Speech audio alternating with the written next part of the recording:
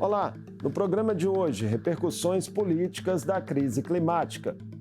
Como diferentes forças partidárias e parlamentares têm se posicionado em embates narrativos diante da ocorrência de catástrofes e do risco de que se tornem mais frequentes. O tratamento ao tema nas eleições municipais e as perspectivas para debates que serão travados nas casas legislativas nos próximos anos. Eu converso com o professor de Relações Internacionais da Universidade La Salle, em Canoas, no Rio Grande do Sul, Fabrício Pontin. Bem-vindo mais uma vez ao Mundo Político, Fabrício. Sempre um prazer receber. É com prazer estar com vocês aí no programa hoje.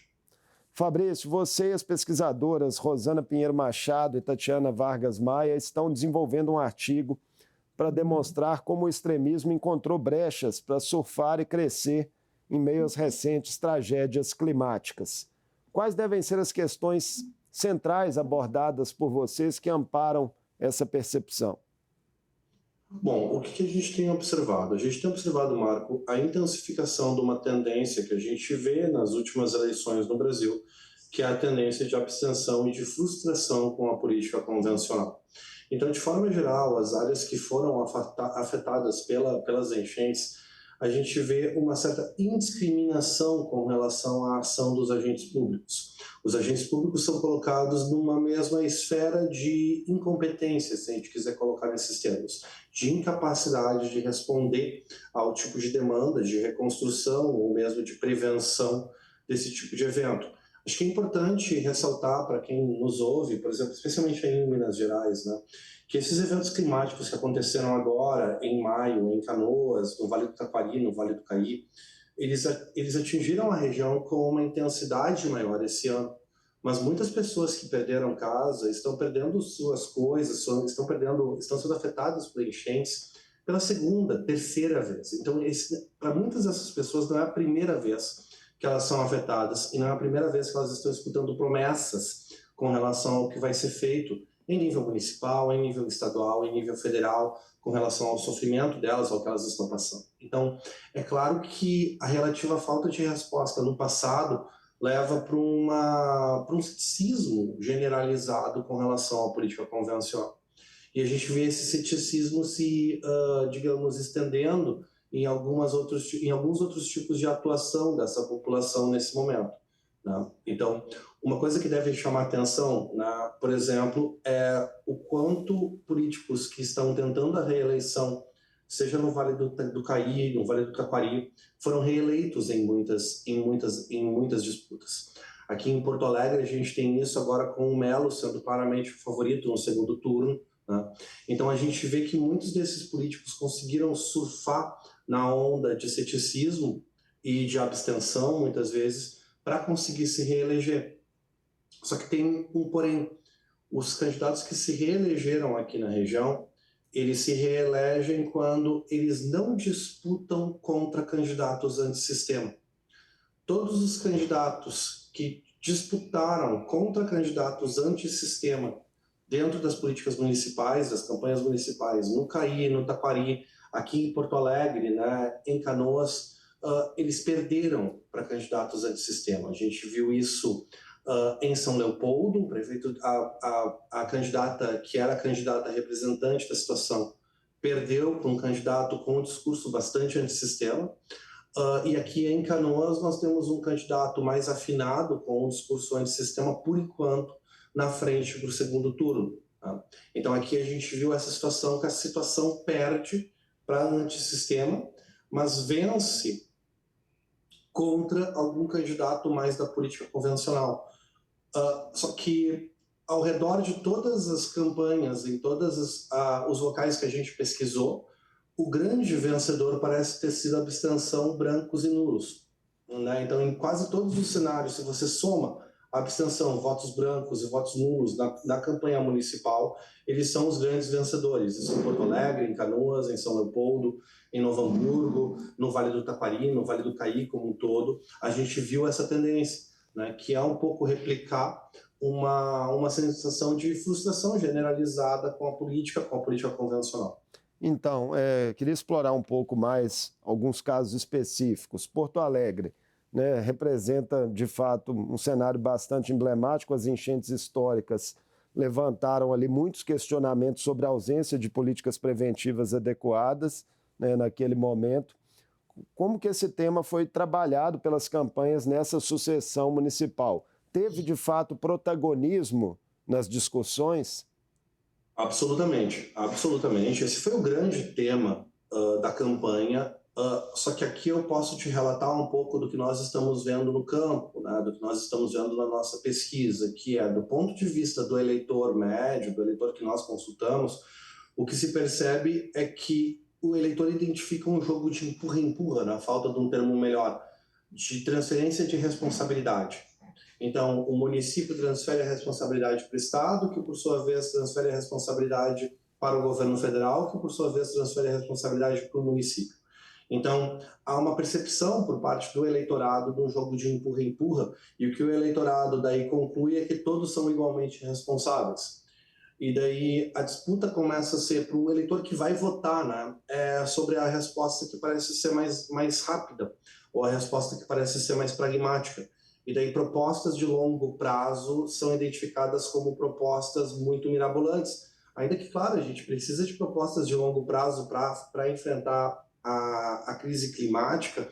O ceticismo com a política convencional, com o discurso político, faz com que o público acabe tendo certa resistência com relação a propostas que são propostas muito ambiciosas com relação a soluções dessa natureza, né?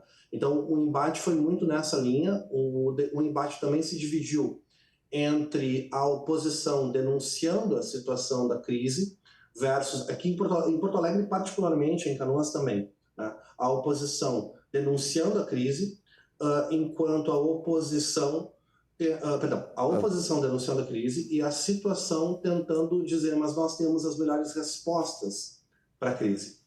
Então, teve esse embate. Em Canoas, o embate foi um pouco diferente, porque o embate aqui foi entre um candidato, que é um candidato que não tem nenhuma identificação ideológica fácil de ser colocada, o Jairo Jorge, que é o atual prefeito de Canoas, está concorrendo à reeleição. Ele foi do PDT, ele chegou a ser filiado, salvo o melhor juízo, ao Partido dos Trabalhadores. Nesse momento, ele está em outra legenda, né, e ele estava disputando com um candidato do PL. O candidato do PL, bastante vinculado a Bolsonaro, historicamente, tem tido um vínculo muito grande ao Bolsonaro, e esse candidato fez uma discussão meio que responsabilizando a todos os agentes políticos e dizendo que não tinha vínculo a nenhum. E isso favoreceu ele aqui em Canoas. Em Porto Alegre isso foi um pouco mais difícil, né? Porque nós temos o Melo representando a situação, mas a Maria do Rosário representando também o governo federal, tentando dizer que o governo federal fez o possível. Então ali em Porto Alegre realmente o jogo de empurra da responsabilidade ficou muito mais forte dentro da campanha municipal. E o Melo acabou sendo favorecido, no nosso entendimento, por dois fatores. O primeiro, por ser um pouco mais conhecido dentro das regiões mais densas da cidade, né? E também pela alta rejeição da candidatura da Maria do Rosário, que era uma candidatura que teria dificuldade em qualquer situação, dada a rejeição ao nome dela. Então, isso acabou dificultando a situação da captura de votos pela Maria do Rosário, e facilitou um domínio do Melo, que não ganhou no primeiro turno por detalhe, aqui em Porto Alegre. Detalhe mesmo, né? 0,3% dos votos faltaram para o Melo para que ele vencesse no primeiro turno.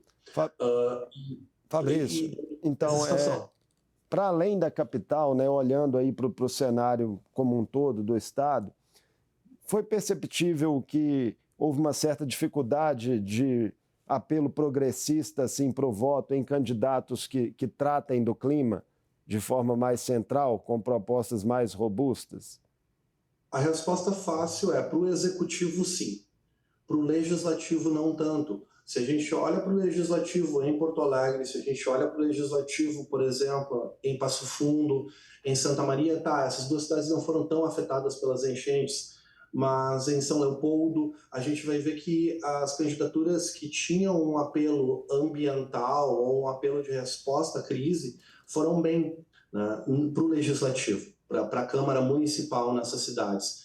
Para o executivo, a gente viu de forma geral aqui no Vale do Taquari, no Vale do Caí e em Porto Alegre uma dificuldade de candidaturas progressistas em se colocarem. Na nossa pesquisa, né, nos resultados que nós temos nesse momento, a leitura que a gente consegue fazer, e é sempre muito difícil isso de tentar entrar na mente do eleitor, né? Mas a leitura que a gente consegue fazer é fundamentalmente a seguinte: o eleitor resiste a propostas de longo prazo nesse momento pelo ceticismo com a política convencional.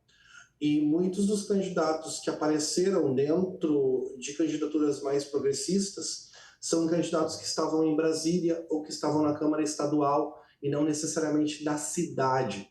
E isso também causou bastante rejeição, que é: você não estava aqui durante a crise e você não estava aqui antes da crise, né? Pessoas que foram identificadas como caindo de paraquedas. A gente viu isso, por exemplo, como um problema para a candidatura da Maria do Rosário. A Maria do Rosário é muito conhecida, claro, ela está na política aqui no Rio Grande do Sul há muitos anos, mas ela é identificada como alguém que está em Brasília há muitos anos, né, e que não aparece tanto para fazer a política dentro da cidade de Porto Alegre. E isso acabou prejudicando bastante, digamos, a aderência às propostas dela, o que não foi verdade de forma alguma para a Câmara de Vereadores. Para a Câmara de Vereadores, em Porto Alegre, por exemplo, os números do PT, do PSOL e do PCdoB foram muito bons. Eles dominam atualmente 1/3 da Câmara de Vereadores em Porto Alegre, né? Então, é um número que indica que os vereadores que estavam dentro das comunidades e que apelaram para as comunidades durante os últimos 4 anos, eles tiveram o respaldo dessas comunidades na campanha municipal. Agora, parece que os candidatos para o executivo não conseguiram ter esse apelo dentro das comunidades, não conseguiram a confiança, né, o respaldo das comunidades que seriam as comunidades chaves, né? No caso de Porto Alegre, as comunidades mais densas. Então, isso foi algo que a gente verificou. E realmente, é impressionante ver um descolamento dos números para a Assembleia Legislativa em Porto Alegre, em São Leopoldo, em Novo Hamburgo. Eu estou falando aqui cidades da região metropolitana, né, versus o que aconteceu na campanha municipal, onde, de forma geral, candidaturas mais progressistas foram, na falta de melhor palavra, esmagadas, né, na região metropolitana. Como é que vocês perceberam o embate narrativo em torno dos impactos das mudanças climáticas nos meios digitais? Isso considerando ainda o período da pré-campanha, né, período ali mais próximo da fase mais aguda aí das enchentes. Muitas fake news, meias-verdades proliferaram ali. O que vocês perceberam? A gente percebe, primeiro, uma vontade muito grande de obter uma explicação, certo? E eu acho que é difícil para dimensionar, para quem não esteve no campo, Marco, o tamanho do evento. Eu estive mês passado no Vale do Taquari, na beira do rio Taquari, e nós estávamos fazendo um acompanhamento de algumas comunidades que ainda estão em situação de refúgio, né, vamos dizer, em situações de improviso, né, para a sobrevivência delas. E me marcou muito que nós tínhamos uma marca da água de 4 metros do Taquari, aonde eu estava. E normalmente aquela marca seria uma cheia muito intensa do rio, porque seriam 4 metros acima, né? Só que daí a gente olhava para cima, que era a árvore, né, uma árvore alta, e ainda tinha detrito da enchente na árvore. Então, a água tinha tapado as árvores de 10 metros de altura na beira do rio. Então, o tamanho do impacto dessa enchente, mesmo para áreas historicamente afetadas por enchente, foi sem precedente, mesmo para a população que está acostumada a ver enchentes ali na região. Então, havia uma necessidade, logo depois do desastre, de encontrar uma explicação para isso. E os grupos de WhatsApp que já existiam forneceram algumas explicações, mas eu quero destacar que as pessoas entendem muito do impacto que coisas como a mineração, como o desmatamento, né, teve na beira desses rios, nas comunidades ribeirinhas. Elas entendem que a mineração afetou como os rios se comportam, que o desmatamento, a construção urbana desenfreada, a construção de condomínios na beira dos rios afetou a vida deles, afetou tudo isso. Então elas elas entendem que tem um fator humano no que aconteceu. Você conversa com as pessoas, elas entendem isso. A questão não é um ceticismo com relação ao aspecto da intervenção humana ou do impacto ambiental. A maior parte das pessoas com quem a gente conversa compreende no nível pessoal que isso aconteceu, porque elas viram a mudança da estrutura onde elas moram e as consequências de 1 ano para 5 anos depois. Então as pessoas percebem isso, né? Não, é uma coisa muito material para elas. Então nós não somos céticas com relação à mudança climática, à mudança ambiental, aos impactos ambientais. O ceticismo vem muito mais na próxima parte, vem na parte da questão da política pública ser ou não ser efetiva, né? Da capacidade do agente público responder à crise e de uma certa resiliência ou de uma necessidade da ação da comunidade por causa de falhas da ação política que cerca essas pessoas ou de uma percepção de falha. Aí vem a indução das soluções individualistas, não é isso? Exatamente. E vem também um outro elemento, Marco, que é igualmente importante e grave. Aí sim nós vemos um impacto de notícias falsas ou de meias-verdades, né? Que é como as comunidades virtuais começam a espalhar dizendo o governo federal não está fazendo nada, o governo municipal não está fazendo nada, o governo estadual não está fazendo nada, quando a gente sabe que agentes públicos estão se movendo com algumas políticas de apoio. E a gente sabe que existem coisas delicadas acontecendo na política municipal, falta de comunicação com a estadual, alguns buracos de comunicação aí. Só que isso é explorado por agentes mal intencionados, muitas vezes querendo tomar vantagem, né, dessa situação. E daí sim, isso a gente vê um impacto muito grande, que é as pessoas deixando de fazer registro, não sabendo que podem se registrar para programas, né, tendo ceticismo com relação ao que vai ser feito com o nome delas, se elas se registraram, porque ouviram uma notícia que o nome delas vai ser usado de uma forma mal intencionada se elas colocarem ali, né, no registro do governo federal. Então, todas essas informações acabam, toda essa rede de informações falsas acaba impactando muito a efetividade da política de apoio para essas pessoas e deixa elas muito mais vulneráveis para agentes privados, né, mal intencionados, que daí sim exploram essa situação de vulnerabilidade dessas pessoas. E essa é uma tragédia terrível que está acontecendo aqui dentro do contexto do Estado. Fabrício, o enfrentamento à crise climática, né, pelos executivos e legislativos será imperativo nos próximos anos, em todos os níveis, né, federal, estadual e municipal. Nós podemos acreditar em perspectivas de amadurecimento desse debate, na medida em que evidências científicas se fortaleçam? O que eu percebo, Marco, é que existem agentes políticos no Brasil que adotam uma linguagem mais cética com relação à mudança climática, mas isso no Brasil não é tão intenso quanto é, por exemplo, nos Estados Unidos, que tu tem um negacionismo muito mais explícito com relação à questão das mudanças climáticas. O que eu acredito que é o nosso principal desafio é a falta de coordenação com relação às respostas públicas, que é um embate pelo protagonismo na resposta por razões eleitorais. Então, o fato dessa tragédia ter acontecido no Rio Grande do Sul num ano eleitoral foi mais um problema para ser lidado, foi mais um problema aqui. Por quê? Porque os governos municipais queriam protagonismo, claro, por razões políticas também, na prestação do serviço de recuperação, né? Ao mesmo tempo, essa vontade de ter protagonismo muitas vezes levou, em alguns contextos, à sabotagem na resposta do governo federal, na resposta com a articulação do governo estadual. A gente não vai ser capaz de construir respostas efetivas aqui sem coordenação. Nesse sentido, eu até diria que foi muito importante a articulação entre o Paulo Pimenta e o Eduardo Leite, por exemplo, no nível estadual e federal aqui no Rio Grande do Sul, porque realmente possibilitou uma maior coordenação. Mas no nível dos municípios, a gente não viu uma coordenação tão intensa, porque os prefeitos estavam bastante preocupados em ter o protagonismo na resposta, para poder, em cima desse protagonismo, sustentar que eles eram os melhores agentes para continuar a resposta. E sem coordenação entre os 3 níveis, a gente não vai ser capaz de ter soluções de longo prazo no Brasil. E claro que no momento de polarização política que a gente vem vivendo nos últimos, por baixo, 12 anos, né, acreditar em coordenação política requer um pouco de fé, né, nos agentes públicos, mas é o que a gente precisa, né, nesse momento. Você tocou no início da sua resposta na situação dos Estados Unidos, né, onde lá também há uma resistência maior a esse debate de mudanças climáticas, e estamos vivenciando, né, a pior temporada de furacões da história, com fenômenos muito intensos de grande potencial de destruição. São sinais de alerta aí que se multiplicam, né, sobre a emergência climática global que a gente enfrenta.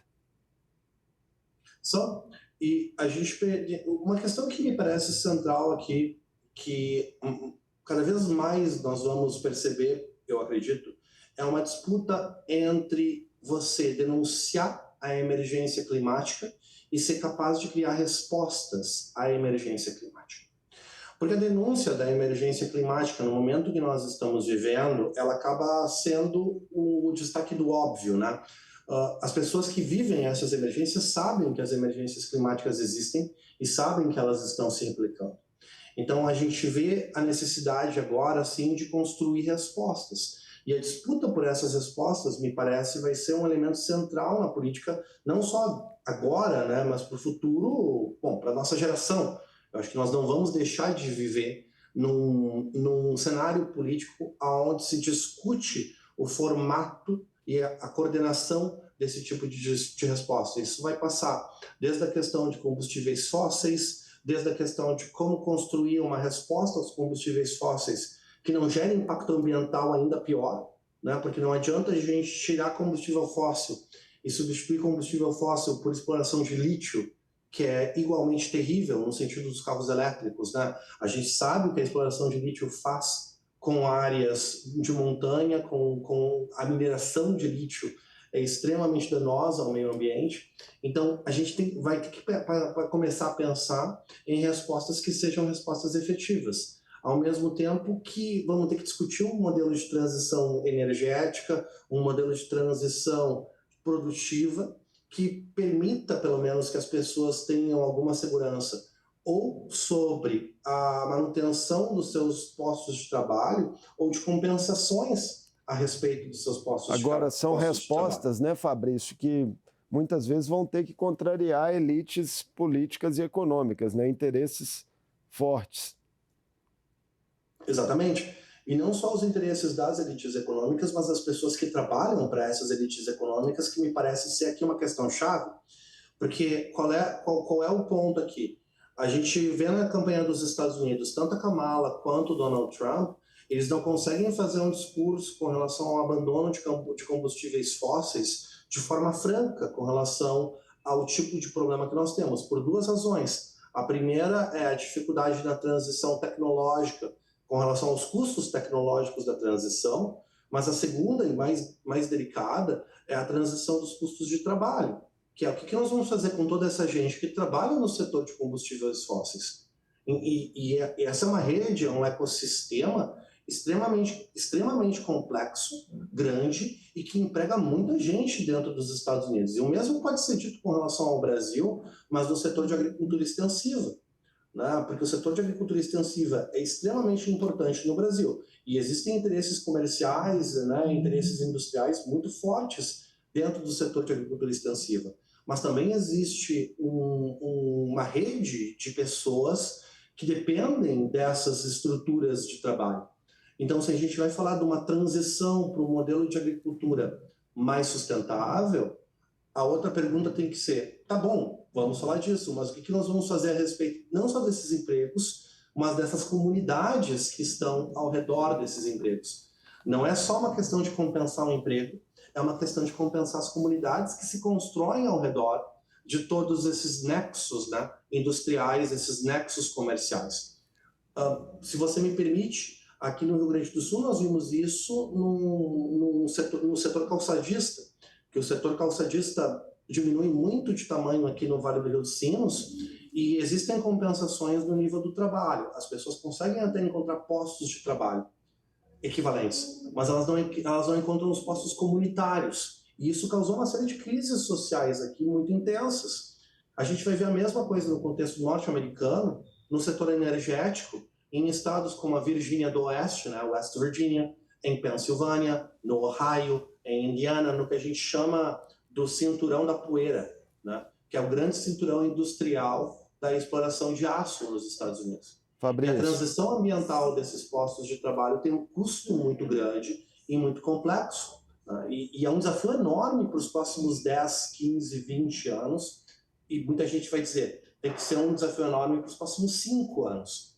Mas como é que a gente consegue construir essas respostas nesse tipo de tensão política e de polarização, né? Porque nós vamos ter uma disputa com relação à resposta no momento que a gente precisaria de coordenação na resposta.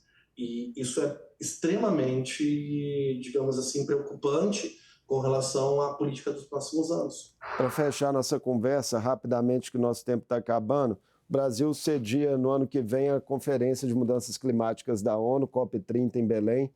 O quanto ela se configura em uma janela de oportunidade para avanços na conscientização ambiental da sociedade brasileira e em políticas sustentáveis aqui no nosso país? Bom, primeiro é um evento importantíssimo para Belém, porque vai acabar, ele transforma Belém num ponto focal de uma discussão central em termos internacionais. Eu acho que ele pode ajudar o norte do Brasil a se colocar como uma alternativa de investimento para desenvolvimento sustentável, que que seria, inclusive, uma vocação lógica do norte do Brasil em termos globais, né? Só que para isso ser plausível do ponto de vista global, a gente precisa parar de queimar a Amazônia, né? Então, para que o Brasil consiga atrair investimentos que estão vinculados à nova economia sustentável, a investimento ambiental, green commodities, né, commodities verdes, a gente vai precisar ter ou títulos de crédito verdes, que tem se falado muito disso, né, no Brasil, a compra de títulos verdes. A gente vai precisar gerar uma plausibilidade em nível global que o Brasil está comprometido com esse tipo de ação. E para isso o Cerrado precisa parar de queimar, né? O sul da Amazônia precisa parar de queimar para que isso seja plausível. Então, eu acho que a COP acaba sendo um momento bastante importante para o Brasil demonstrar que está comprometido não só no nível simbólico, mas no nível material com esse tipo de proposta. E daí sim, poder colocar o norte do Brasil como um hub, né? como um ponto focal para esse tipo de investimento. Se conseguisse fazer isso, me parece que seria uma baita alternativa para o desenvolvimento, para maior desenvolvimento daquela região, né? Porque claramente há uma vontade muito forte do setor tecnológico na Europa, nos Estados Unidos, da própria China, né?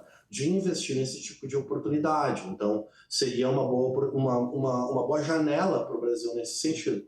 Em termos globais, é sempre uma fotografia importante, porque vai demonstrar chefes de Estado que estão dispostos a viajar para se comprometer com esse tipo de discussão, né? Então, isso é sempre importante do ponto de vista simbólico para a arena internacional. O quanto isso evolui depois, bom, para quem é da nossa geração, a gente lembra da Eco 92, né? Então, eu lembro de ser ainda garoto e ouvir na Eco 92 falar de questão de gás estufa, do buraco na camada de ozônio. E é importante falar da Eco 92 porque talvez seja o último momento onde nós tivemos uma coordenação global, né, com relação à questão do CFC. Sim. Que era um gás tóxico que parou de ser produzido a partir da década de 70 e que em 92 foi extinto na Eco 92 por coordenação global com relação a parar de produzir esse tipo de tóxico, né? E ali se conseguiu fazer isso. E foi a última vez que a gente conseguiu ter esse tipo de política em nível global. Vamos torcer pelo mesmo sucesso. Muito obrigado por mais essa conversa conosco no Mundo Político, Fabrício. Bom, foi sempre um prazer. Eu conversei com Fabrício Pontin, pesquisador e professor de Relações Internacionais da Universidade La Salle, em Canoas, no Rio Grande do Sul. Falamos sobre a forma como os impactos da crise climática têm repercutido em disputas narrativas entre diferentes grupos políticos e os desafios legislativos que o tema trará. O Mundo Político fica por aqui. Obrigado por nos acompanhar e até o próximo programa.